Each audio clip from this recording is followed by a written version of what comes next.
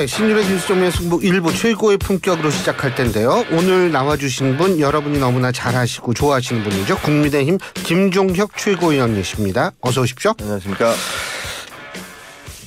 저는 오늘 채점하다가 기말고사거든요. 채점하다가 유튜브에 커놓고 이제 하는데 뉴스에서 좀 있으면 윤석열 대통령 담아가 있다고 그래서 이게 또 뭐지? 되게 걱정을 했는데 걱정스러운 얘기는 안 나왔는데 조금 그 여러 가지 논란이 될 수 있는 얘기들은 많았던 것 같아요. 어떻게 보셨습니까? 그 뭐 이렇게 우리 원어 표현 중에서 어떤 상황이 너무 그 예상과 다를 때 왜 당황한다고 그러잖아요. 네. 그것도 당황을 넘어서 황당하다는 느낌도 들잖아요. 근데 대통령께서 이제 와서 갑작스럽게 오늘 오전에 그걸 녹화를 했다고 그래요. 녹화한 거예요? 네, 녹화를 해서 이제 쭉 그 언론사에도 보냈다고 하더라고요. 그런데 그 녹화한 내용을 원래는 10시에 하려고 하다가 또 9시 45분쯤에 이거를 또 조금 빨리 트신 것 같아요. 근데 그런 것 같은데 좀 되게 놀랐습니다. 왜냐하면 대통령께서 그 전에 이제 우리 당에서 찾아갔을 때 뭐라고 그랬냐면 나는 이제 이선으로 후퇴하겠다 이런 얘기를 하셨거든요. 그래서 그때 이제 발표했던 국민들한테 뭐라고 하셨냐면 그 계엄에 대해서 사과드린다. 그리고 두 번째로 수사를 제대로 받겠다. 그다음에 세 번째로 제2의 계엄은 없을 것이다. 그다음에 네 번째로 본인의 임기를 포함해서 모든 것들을 자기는 뒤로 물러서고 당정에게 넘긴다. 이렇게 얘기를 하셨던 거잖아요. 근데 그게 불과 5일 전인데 5일 만에 오늘 나와서 하시는 말씀은 내가 비상계엄을 한 것은 잘못한 게 아니다. 그거는 야당이 나를 예를 들면 국헌을 문란하게 했기 때문에 한 것이다. 뭐 이런 주장을 하셨잖아요. 그러니까 그리고 뭐 검찰 수사든 탄핵이든 내가 법적인 다툼을 해보겠다. 뭐 이런 얘기를 하셨어요. 그래서 그 이전에 하셨던 말씀하고는 또 정반대로 달라졌기 때문에 그런 것들도 굉장히 놀라웠고요. 특히 무엇보다도 거기서 표출된 대통령의 어떤 시국 인식이라든가 이런 것들도 좀 상식적인 것과는 어긋나는 것들이 많이 있어서 좀 놀라기도 했습니다. 근데 지금 이선 후퇴 뭐 사실은 말 뒤집은 게 그거 하나만은 아니에요. 제가 이렇게 쭉 그 담화문을 보면 근데 제가 놀랬던 게 뭐냐면 지금 3시 32분에 연합뉴스에 있었던 기사를 보면 자진 사퇴를 거부한 윤석열 대통령 법률안 대통령령 42건 제가 이렇게 돼 있거든요. 이거는 대통령이 이선 후퇴가 아니라 본인이 어떻게 될 때까지 그러니까 이 직무 정지가 될 때까지는 내가 할 수 있는 건 다 하겠다 이런 의지의 표현 아닌가요? 네, 그렇습니다.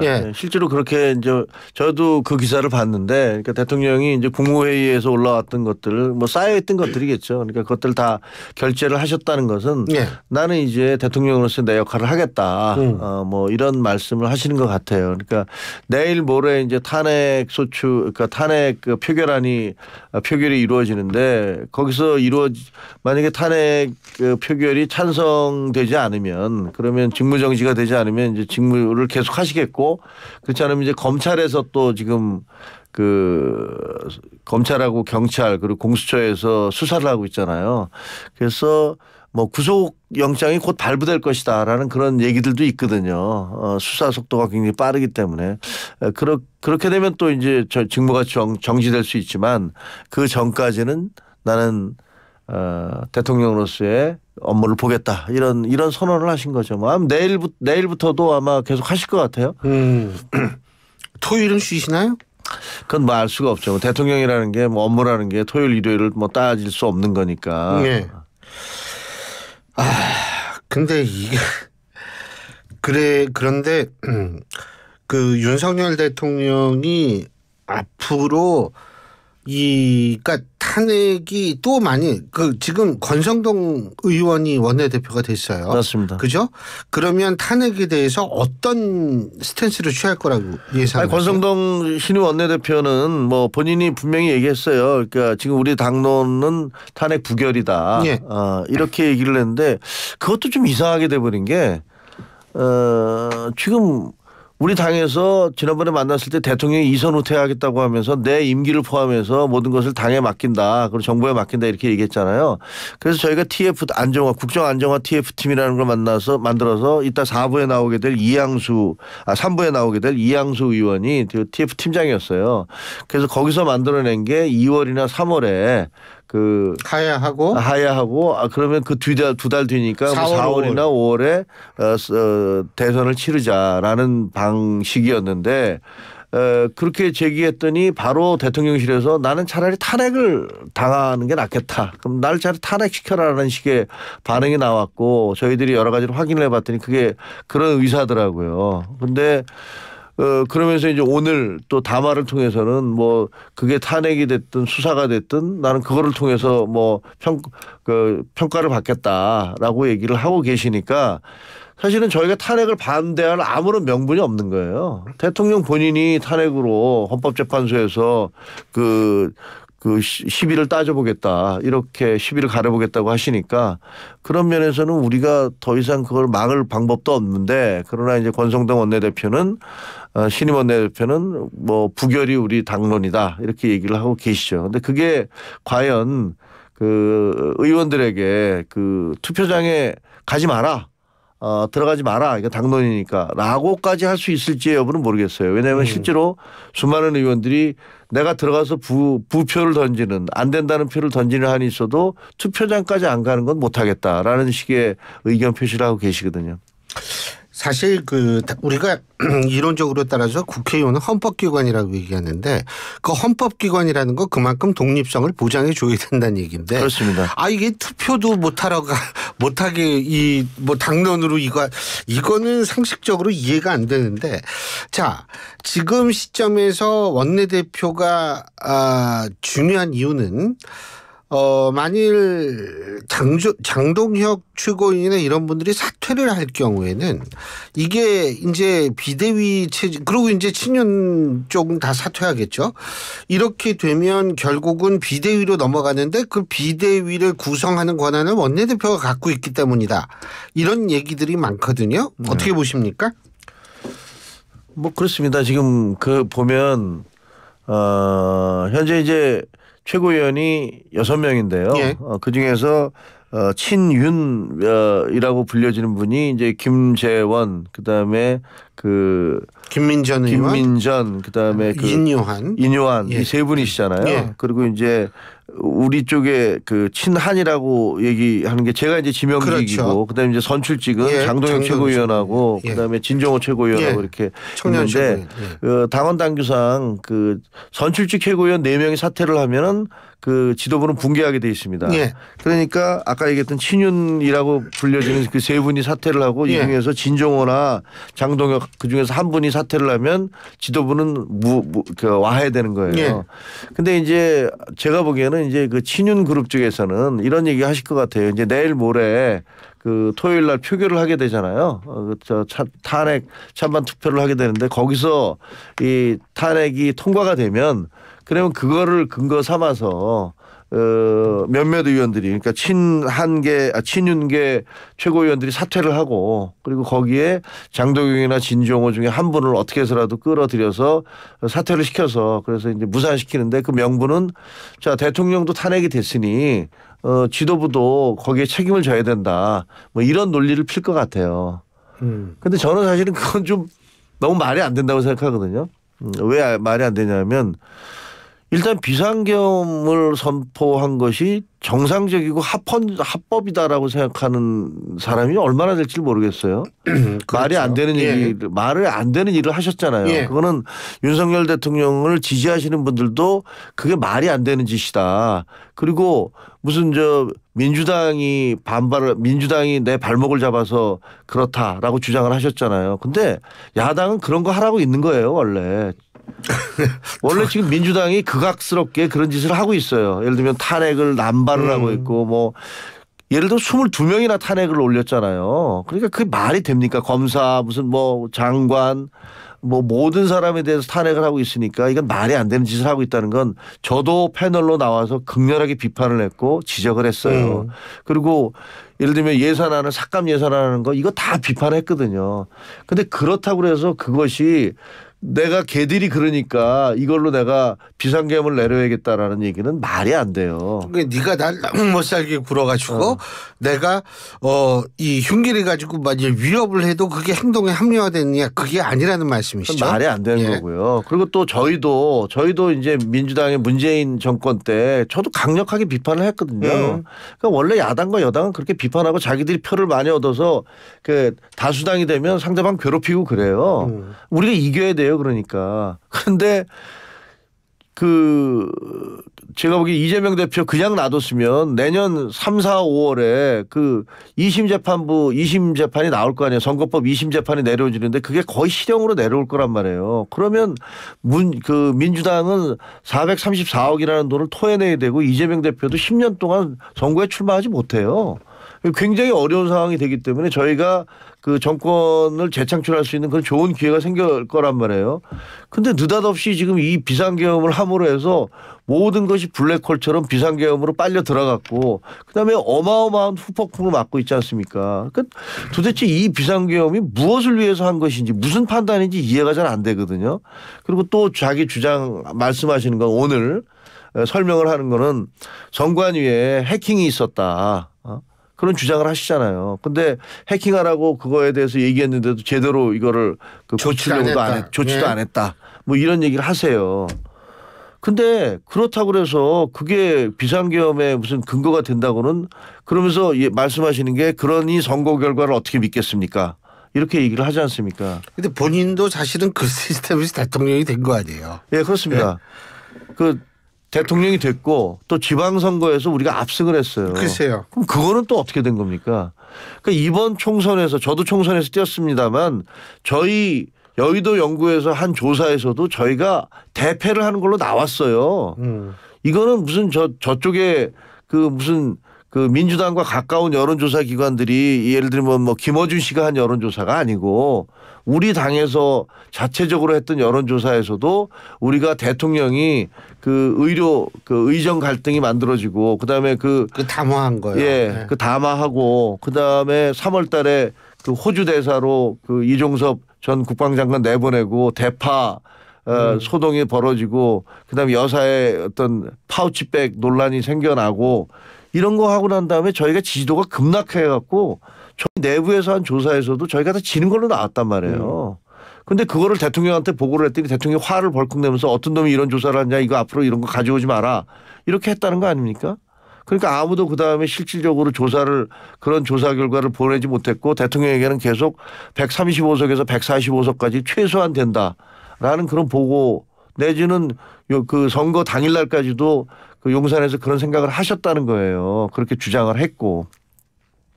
그러니까 이거는 무슨 선거가 잘못된 것이 마치 무슨 조작에 의해서 선거가 잘못된 것처럼 그럼 주장을 하시는 거는 그 실제로 그 선거에서 뛰어보고 그다음에 우리가 어떻게 여론조사를 했는지를 아는 사람의 입장에서는 말이 안 되는 주장이에요. 그거는 본인이 잘못된 정책이나 그 의정 갈등 그다음에 발언 뭐 이런 이틀막 논란 무슨 있었지 않습니까? 이런 것들로 인해서 그 선거를 패배해놓고 그 선거가 부정선거 때문이다라는 식으로 몰아가갖고 이것이 내가 계엄을 하는 그런 정당성이 있는 거다라고 주장하시는 것 같아서 도저히 저는 이해가 잘 안 되더라고요. 그리고 그 윤석열 대통령이 이제 토요일에 탄핵 저거하는데 어떻게 이번에 통과될까요? 통과될 가능성이 매우 높아 보이죠. 매우 높아 보입니다. 그러니까 그 두 가지 아까 이제 왜 그럼 대통령이 갑작스럽게 이런 그 발표를 했을까라는 생각이 하나는 지금 이제 그 국방부 장관은 구속이 됐고 그다음에 경찰청장, 경찰청장, 뭐 서울경찰청장 체포되고 그다음에 뭐 보안사령 그 지금 그 특전사령관이라든가 방첩사령관이라든가 이런 분들 전부 다 수방사령관이라든가 이런 분들이 다 진술을 막 하고 있잖아요. 대통령이 뭐라고 지시를 했다, 뭐 어떻게 만났다, 뭐 이런 식으로 진술을 하고 있으니까 어떻게 보면 굉장히 사면초가에 몰리고 계신 거예요. 그러니까 그런 부분들에 대한 어떤 그런 공포 그리고 또 하나는 어차피 탄핵이 통과될 것 같다라는 그런 두려움 이런 것들이 있으니까 이런 것들에 대응하기 위해서 자기 지지자들에게 이런 메시지를 보냄으로써 그분들이 이렇게 들고 일어나게 하려는 그런 의도가 있는 게 아닌가 이런 생각이 들더라고요. 참 좀 그런데 지금 이제 한동훈 대표의 어떤 그 스탠스는 지금 탄핵을 이제 공식적으로 오늘 아침에 이 탄핵을 추진해야 된다라고 얘기를 하지 않았습니까? 그렇습니다. 근데 일각에서는 조금 일찍 했으면 어땠을까라는 안타까움이 있다고 하는데 어떻게 보세요? 그게 이제 처음에 참 잘했다는 거예요. 한동훈 대표는 처음부터 이 그 비상계엄 발표하실 때부터 이거 아니다라는 주장을 했죠. 그래서 조금 희한한 상황이 발생한 게 그 텔레비전에 밑에 자막에 뭐 대통령 비상계엄 선포 이렇게 하고 바로 그 다음에 한동훈 대표 국민과 함께 맞겠다. 이렇게 자막이 계속 나왔단 말이에요. 그러니까 아마 군 수뇌부나 지휘부는 야 이거 대통령이 저렇게 얘기하는데 여당 대표는 야당 대표도 아니고 여당 대표가 반대하는구나 이런 생각을 했기 때문에 아마 더 행동에 조심할 수밖에 없었죠. 그러니까 강경 진압을 한다든가 뭐 유혈 사태를 무릅쓴다든가 이런 거 안 했을 거라고 생각을 해요. 그러니까 그때 당시에 한동훈 대표가 이미 이건 위헌적 조치고 국민과 함께 맞겠다라고 얘기했을 때는 이거는 탄핵할 수밖에 없다라는 거고 사실 우리 그때 그 국회에서 모였을 때는 이거는 대통령이 하야할 수밖에 없다 이런 얘기들을 했어요. 해법이 없다. 어떻게 국민을 상대로 이런 일을 할 수 있냐 이런 얘기를 했는데 그런데 이제 그게 이제 무산되고 난 다음에 저희가 탄핵을 추진하려고 했을 때 당내에서는 탄핵이 이루어지면 더 혼란스러워지니 자진 사퇴를 시키자. 그게 더 그 전국의 안정화를 이룰 수 있는 길이다라고 얘기를 했던 거죠. 그래서 그러면 이번 한 번은 탄핵을 부결시키겠다라고 얘기를 하면서 추진을 해왔던 거거든요. 그러면서 대통령에게 쫓아가서 4가지 얘기 사과를 하고 그다음에 제2계엄은 없다는 거 그다음에 수사를 받겠다 그다음에 임기를 포함해서 내 모든 것들을 당정에 맡기겠다 이렇게 됐던 거거든요. 근데 우리가 이제 아까 말씀드린 대로 2월 3월 그 하야 일정을 밝히니까 본인이 이렇게 거부하고 나선 거예요. 그러니까 말씀하신 대로 계속 탄핵을 밀어붙여서 첫 번째부터 아예 탄핵을 했으면 어떠냐. 뭐 이런 이제 주장을 하시는 건데 그것도 일리가 있다고 생각을 해요. 근데 어쨌든 당에서 당을 전체를 장악하고 있지 못한 대표 아닙니까? 당 의원들은 이번에 이제 표결 결과에서 나왔듯이 당의 한 30% 의원들밖에 대표 편에 서 있지 않아요. 나머지 70%는 이른바 친윤 그룹 쪽에 서 있는 분들이에요. 그러니까 그런 상황에서 아마 대표가 당장 탄핵을 합시다라고 얘기를 했을 경우에 당내에서 벌어졌을 그 엄청난 뭐랄까 갈등상 이런 것들을 고려를 해서 아마 그렇게 후퇴를 했던 것 같은데 그것이 결국은 지금 한동훈 대표 같은 경우는 비난을 받는 그런 근거가 되고 있는 것도 사실이죠. 근데 제가 궁금한 게 그 친윤이라는 분들은 왜 그걸 반대했을까요? 나는 좀 잘 이해가 안 돼요. 예를 들면 김건희 특검법도 뭐 당론으로 반대하겠다. 뭐 이게 지금 상황에서 그렇게 해도 되는지 전 그게 굉장히 궁금하더라고요. 그러니까 원래 김건희 특검법은 김건희 특검법을 가면 그다음에 탄핵으로 간다라는 논리였기 때문에. 근데 이건 지금 그렇지 않아도 이건 명백한 건데. 그래서 이걸 막자는 거였잖아요. 근데 이제 지금은 대통령 본인이 탄핵으로 가자. 나 가겠다. 라고 얘기를 하고 있는 그런 상황이기 때문에 사실 김건희 특검법은 아무런 의미도 없어요. 사실 제가 그냥 관성적으로 막고 있는 게 아닌가 이런 생각이 들어요. 오늘 조국 대표 이제 대법원에서 2년형 확정이 됐는데 그거 어떻게 보세요? 그럼 뭐 정의가 관철됐다라고 생각을 하죠. 너무나 늦게 관철됐다. 정의가 이렇게 생각을 합니다.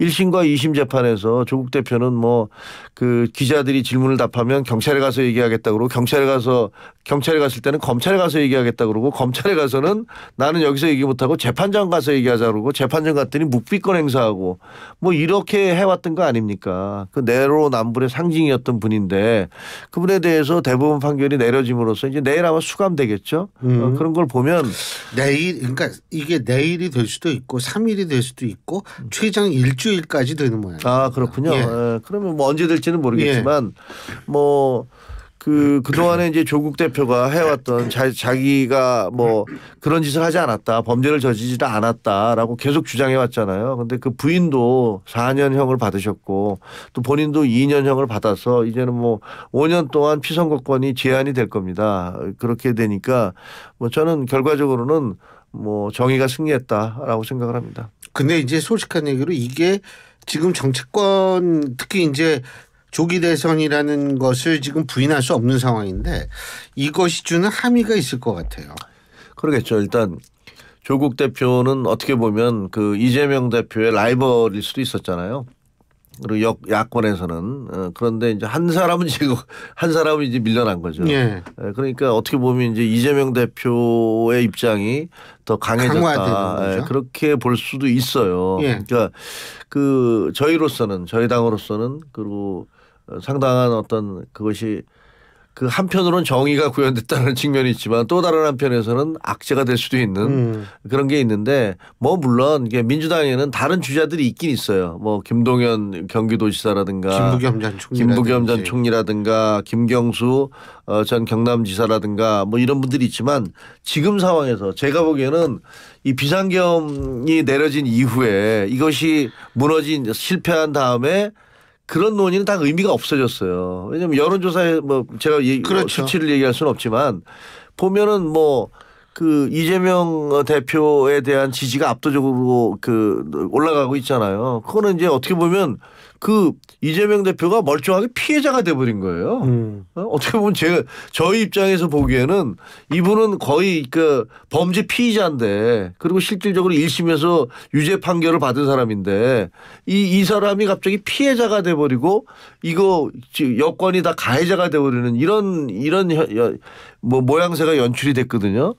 정말로 제가 보기에는 이상하기 짝이 없는 비상계엄이었고 거기에 대한 책임자가 윤석열 대통령이었던 거죠.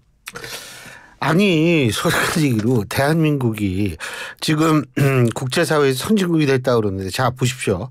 대통령은 내란죄로 수사받고 있어요. 제1야당 대표는 1심에서 유죄 판결 받고 다른 종류의 재판에도 계속 나가고 있습니다. 제3당 대표는 이제 감옥에 갑니다. 그렇죠. 아니 이런 나라는요. 이거 제가 볼 때 전 세계에 없을 거예요. 선진국이고 뭐고 다 떠나서. 정치가 막장이라고 하지만 어떻게 보면 이제 문재인 정부 이후에 우리 정치가 굉장히 비극인 것 같아요. 보면 이 노무현 전 대통령의 어떤 극단적 선택 그것이 굉장히 사회를 갈라놨잖아요. 그다음에 거기에 대한 어떤 증오심 같은 것들이 결국은 박근혜 전 대통령의 탄핵과 이명박 전 대통령의 구속 이런 것들이 다 그 증오심에 전이됐던 어떤 측면이 있어요. 그리고 또 그 보수 진영에서는 아니 박근혜 전 대통령 혹은 이명박 전 대통령 구속시키고 이랬는데 보니까 그 주장했던 내용들이 거짓말이 너무 많다라는 것들에 대한 분노가 있는 거고 그런 것들이 지금 전이 돼서 이 지금 현재 어떤 지금 교수님이 말씀하신 그 도저히 이해할 수 없는 정치 현상들 이런 것들을 만들어내고 있다라는 생각이 들어요. 제가 김정혁 최고님께 한 가지만 여쭤보겠습니다. 윤석열 대통령 보수의 적자입니까? 전혀 아니죠. 뭐 윤석열 대통령을 보수라고는 저는 생각하지 않습니다. 그분이 뭐 나는 노무현 대통령을 존경한다 뭐 이런 얘기들을 뭐 여러 차례 때문에 노무현 대통령 존경할 수도 있죠. 뭐 존경할 만한 대목이 있는 분이에요.